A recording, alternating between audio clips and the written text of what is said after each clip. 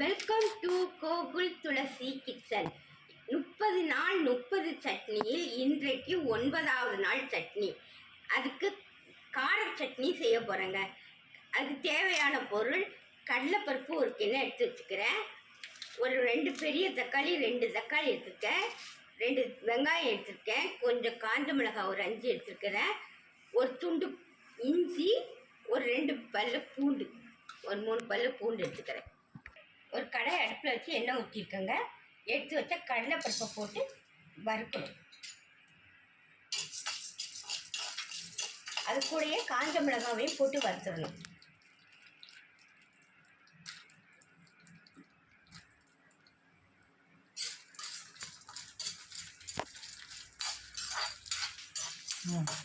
பாருங்க, இப்போ செவந்து கொஞ்சம் வருது பாருங்க.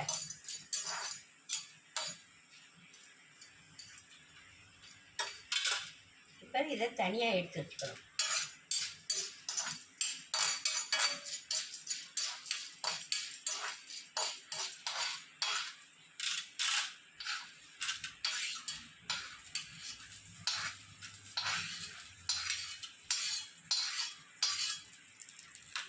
இப்போ நம்ம வெங்காயம் நறுக்கி வச்ச வெங்காயத்தை எடுத்து போட்டு வதக்கலாம். அதில் இஞ்சி பூண்டு எல்லாத்தையும் போட்டுடணும்.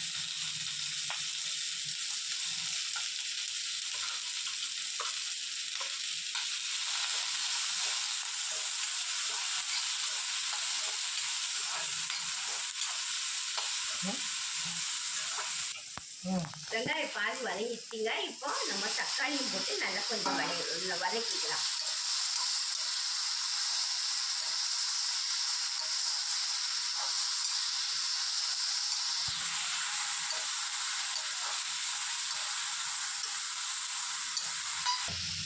அதுக்கு தேவையான கொஞ்சம் உப்பு போட்டுக்கிறேன். உப்பு போட்டால் கொஞ்சம் சீக்கிரமாக வதங்கும்.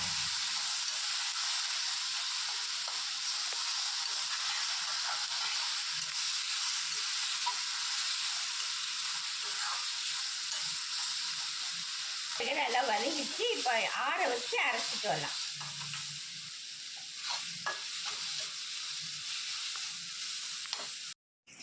இந்த மாதிரி அரைச்சி வச்சுட்டேங்க.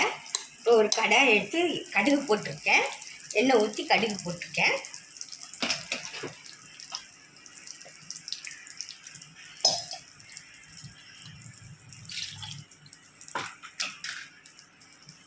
கடுகு வெடிக்கட்டும். பாருங்கள், கடுகு வெடிச்சிச்சு. நம்ம கருவேப்பிலை எடுத்து போட்டுக்கிறேன். போட்டு இந்த சட்னி வச்சு அதை ஊற்றுவோம்.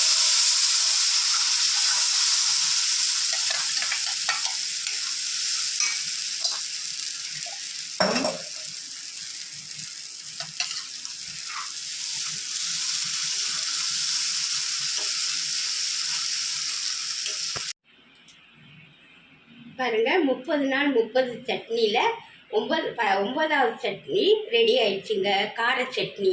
இந்த சட்னி வந்து இட்லி, தோசை, பணியாரம் எல்லாத்துக்குமே ரொம்ப சூப்பராக இருக்குங்க. இந்த ரெசிபி உங்களுக்கு பிடிச்சிருந்தா சப்ஸ்கிரைப் பண்ணுங்கள், ஷேர் பண்ணுங்கள், கமெண்ட் பண்ணுங்கள், லைக் பண்ணுங்கள். அடுத்த ரெசிபியோடு சந்திக்கிறேன். நன்றி, வணக்கம்.